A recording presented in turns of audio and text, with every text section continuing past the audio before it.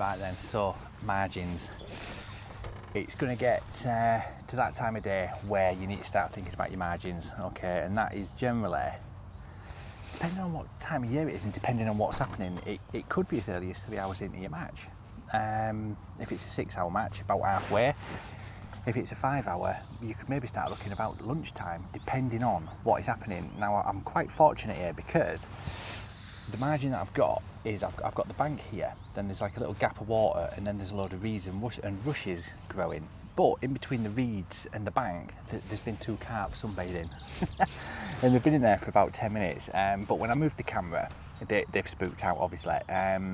But what I've done is I've fed the margin just down there to my right. I've potted in 150ml of micros and about half a dozen bits of corn.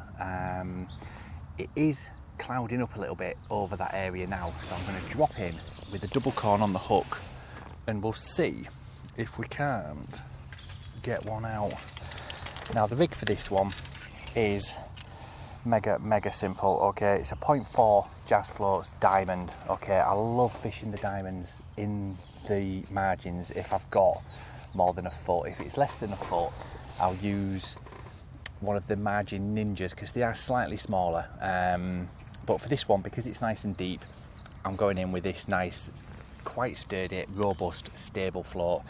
And on this one, I've just got a nice strung out shot there. The first shot is there, and it's strung out all the way down at the top of the hook length, okay? The hook length is a 6-inch, and that is going to a size 14 MXC hook.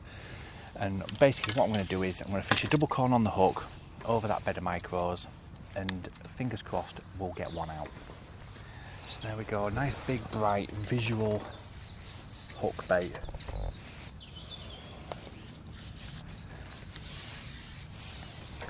Just going to lay that rig in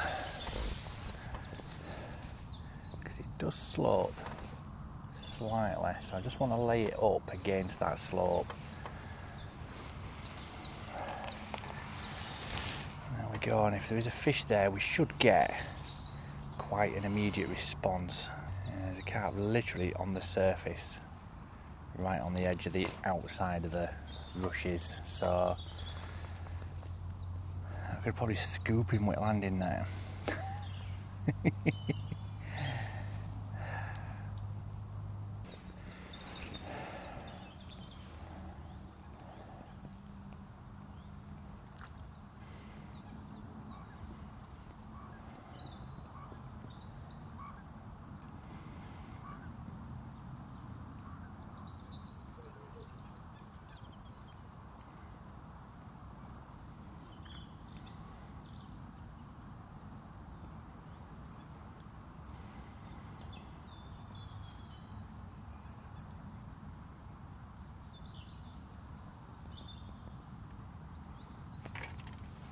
There we go.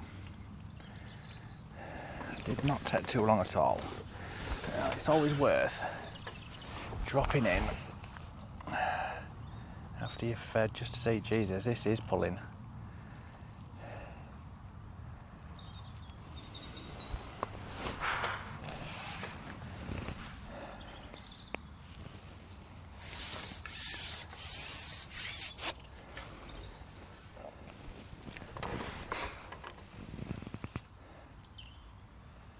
This is a lovely fish. Wow, look at that.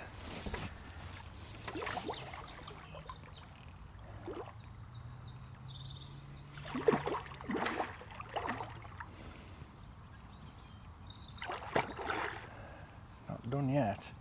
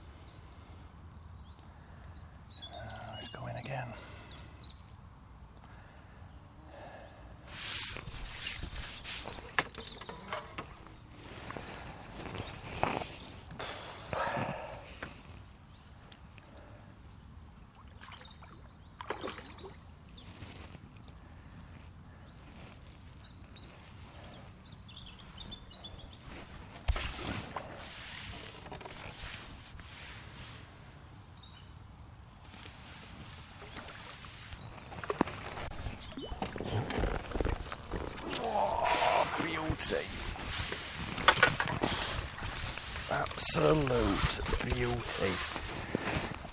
Oh man.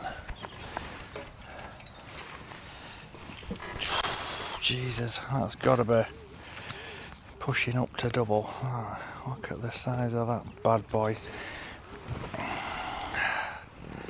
So come out.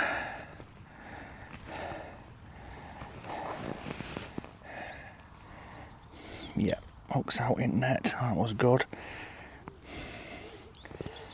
Get rid of that. But look at the size of that. Look at that. It's a clonking fish from margins, that. Beautiful. And away he goes to fight another day. Go back in again, double corn, and just see if there's another one there.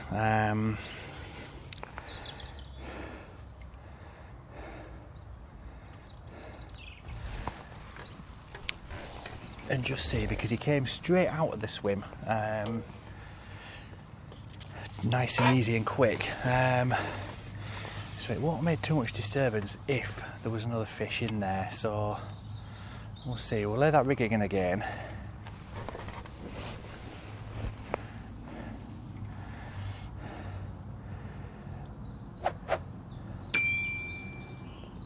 and see what we get out now. Because we still don't know if all of those micros and that bit of corn has been eaten as yet. It could be that there's still some micros in there and there's another carp or an F1 coming in and having a bit of a munch on them. Just had a massive swell just down there. It's had a little indication then, but because if there is a carp there, obviously it's going to home in on that double corn straight away. If there's no micros there or anything like that, the chances are the next fish out is going to be a small skimmer or a roach or something like that. It's going to be the polar opposite of the fish that we want to catch. And then if that happens, we know that we can refeed because all that other stuff has been eaten. A few little dinky plucks on there now. I don't think it's the fish that we want.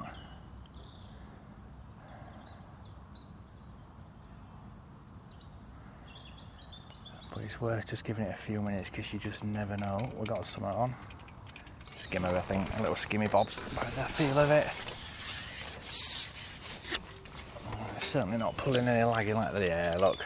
A little roach. So that's what I thought might happen. So what we'll do is we'll get this back out. There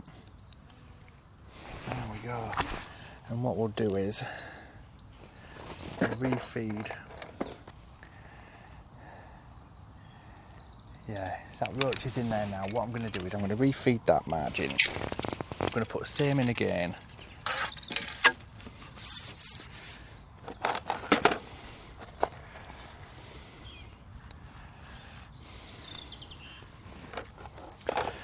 So what I'm going to do is, before I ship them out, I'm just going to pop a bit of water in just to soak them, just to give them a little bit of clagginess when they get there. And again, just we've got there 3, 4, 5, 6 bits of corn, so not much at all, but plenty of attractants with those micros.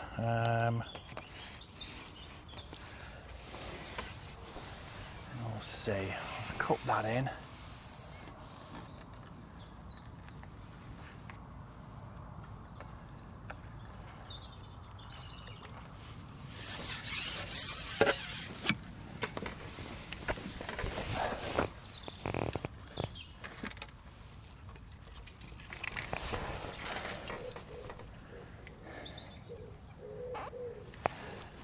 Drop this rig back in again, same again, double corn straight over the top of that feed, and then we've laid the trap there, haven't we? So if any other carp come along,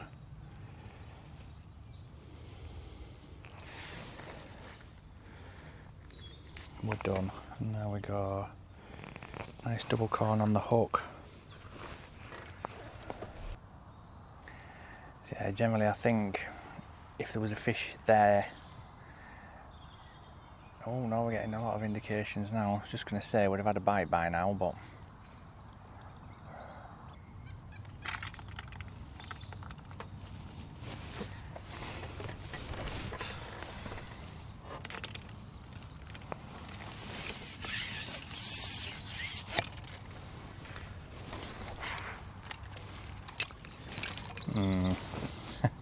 So I'm getting bitted out by small fish. So what I'm going to do is I'm going to feed it again, but I'm going to pop in some bigger baits. Okay, I'm going to pop in, still putting in a few micros, get some water on them, wet them down a bit more. And what I'm going to do to them, I'm going to add in a good pinch of 4mm, a few 6mm, and a good handful of corn, because there's obviously more silverfish there than anticipated really. So what I want to do is introduce some bigger particles that will put them off, and hopefully if we keep an eye on it we'll see when they arrive proper the better carp anyway. So that's all that in there.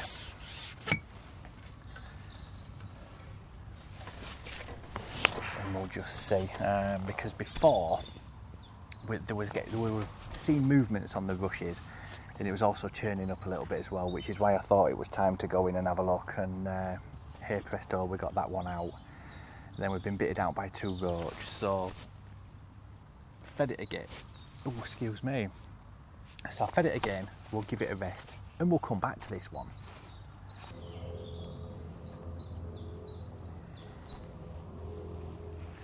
Getting some slower movements now, some slower dinks, so I think there's something moving in. Moving through, so a tiny little bit of movement on the rushes.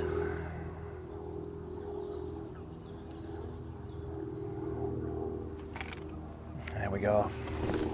There we go. Jesus, look at them all out there now.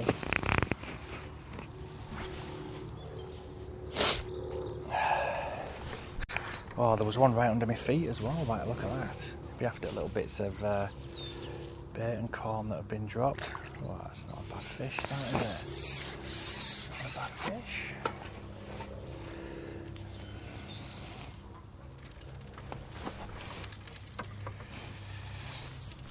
Yeah, it's spooking every one of them now that's on top.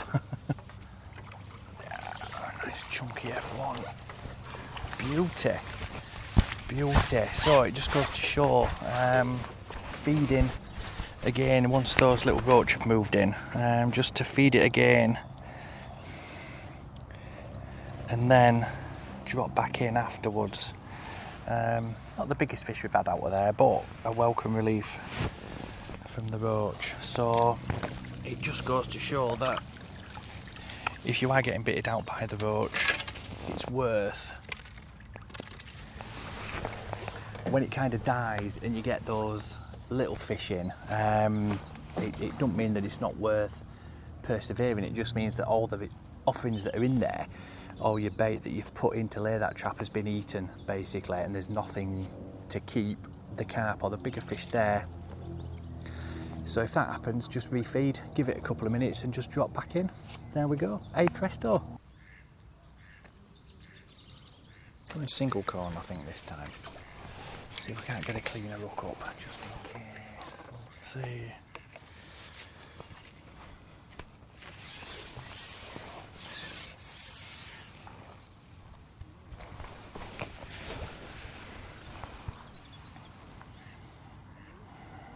Could have done with a breeze today, I think. A bit more of a breeze might have helped.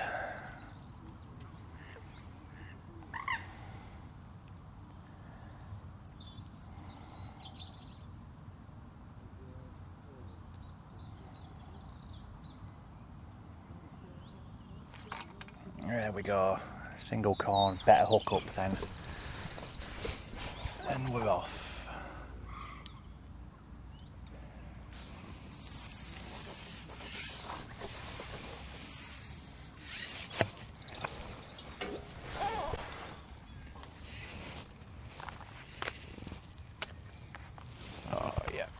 Nice F1 now, nice F1. And there we go, so there's still, shows that there's still that food in there. Still the decent amount of food in there for them. Whoa. So we don't have to worry about topping up or anything like that. Whoa, steady on fish, Jesus. There we go, banging corner at lip. That's a beautiful fish, couple of pound. Oh, there we go.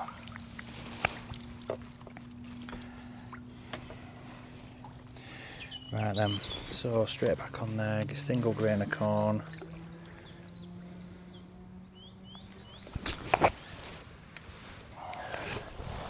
See if his big brother's in there.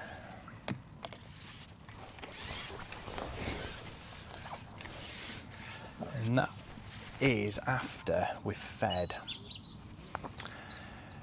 those bigger particles. Those we've probably fed 75mm micros, 20 or so 6mm, and probably 40 4mm pellets. We proper went for it and just left it for a while, and we put in like a dozen grains of corn as well.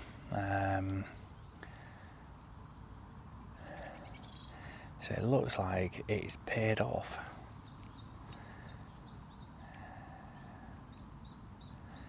Let's see if we get another fish. Whoa, I missed him out there. I missed that. That was unbelievable. Right then. Well, there's definitely a few fish in there now, and with this single corn, we're getting better hookups, aren't we? So, oh, he's off. Oh no, little skin bobs, I think. A roach, big roach maybe. Who knows? Find out in a minute. Ah, yeah, lovely jubblies. Oh, lovely fish that. Lovely. So, go back in.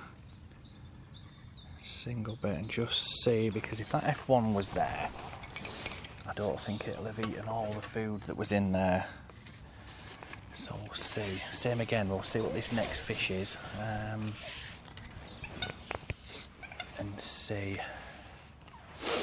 if it is another roach or an hide or something like that. Then we can refeed it, just keep topping it up, because they're obviously wanting a feed now.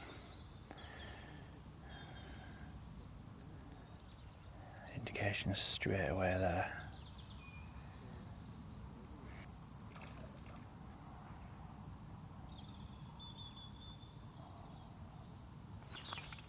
Oh, there we go.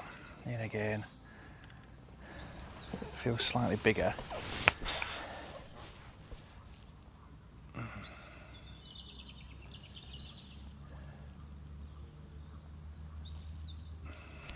Just plodding along, plodding along.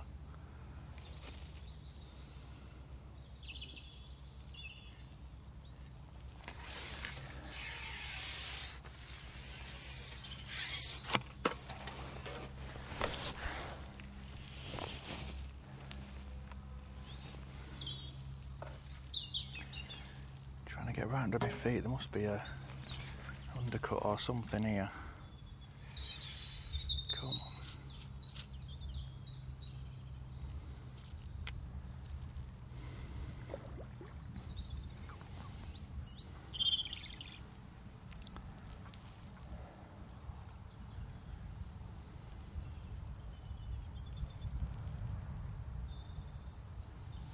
I don't want to put too much pressure on him because we've already lost one.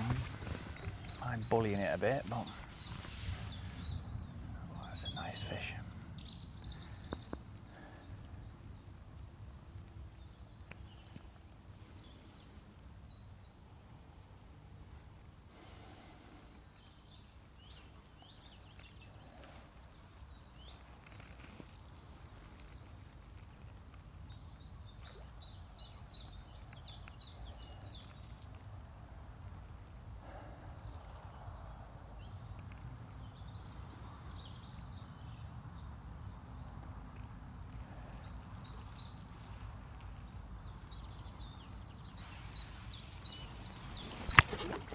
There's a big fish.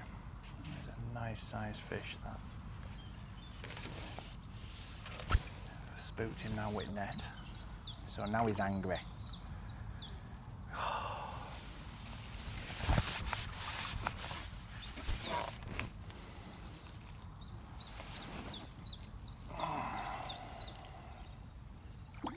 Nope.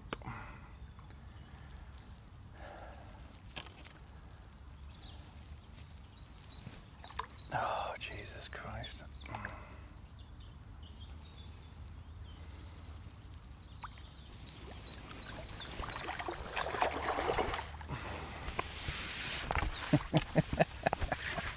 He was having none of that, was it? None of that. Jesus Christ.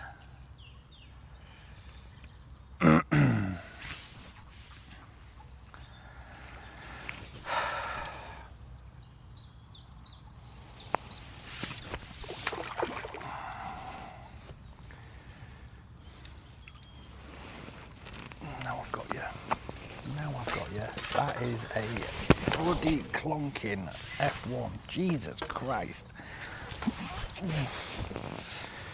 Bloody hell.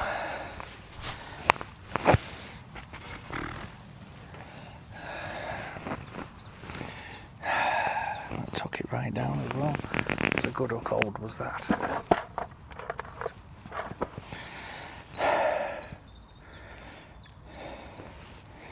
Okay, now look at the size of this for an F1. That's a beast and a half. Look at that. Margins. Get in the margins. There we go. Absolute beast.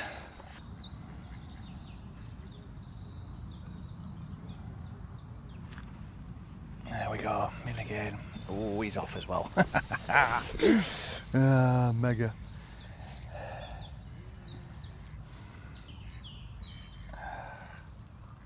Whoa, Jesus wept, man, where are you going? Christ almighty. He's off.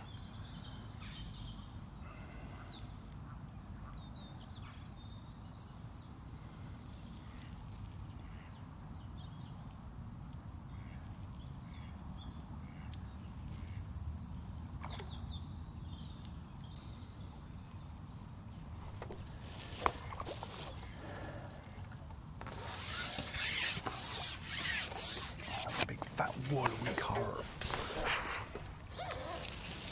I don't want to spook this one with net because the last one went absolutely bloody ballistic, didn't he? Oh, there we go. Let's ignore her.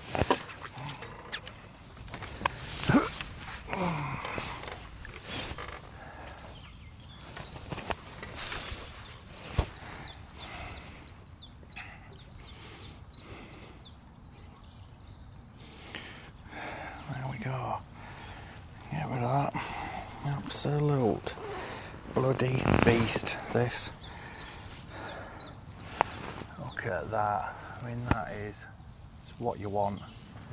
It's what you want in the margins. Last hour. Slap me, cheeky.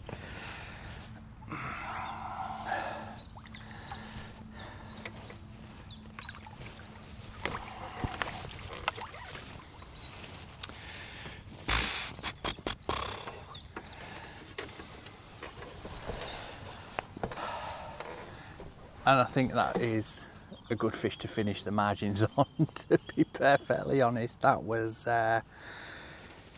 yeah, that was a good session. I mean, we've not fished down there for very long at all, to be honest, but it just goes to show that if you look at the signs and look what's happening with your feeding, you can get it right, you can make changes. It's don't just think you've potted in a bit of bait that it's going to stay there. It won't. Those fish are going to come in and hoover it up. Once it's hoovered up, the little silvers are going to move in. So if you put in, you get a carp, put in again, you get something smaller, you've got to refeed. And the reason I went with the bigger pots of bait is because I didn't want to get the silverfish in as much. I wanted the bigger particles to keep the carp there, to keep them grubbing around for something a bit more substantial, and that clearly worked. I mean, what did we have there? We had 3 decent fish on bounce there, so you can't really ask for anything better than that. But I'm not going to go back in. I'm going to call it a day, because I'm sunburnt, as you can see. It's been a really, really good session. I hope you've enjoyed it. If you haven't already, give us a thumbs up, leave a comment, and if you haven't already, hit that subscribe button as well. We've got plenty more videos to come and plenty more live matches. So yeah, thanks very much for watching. Cheers.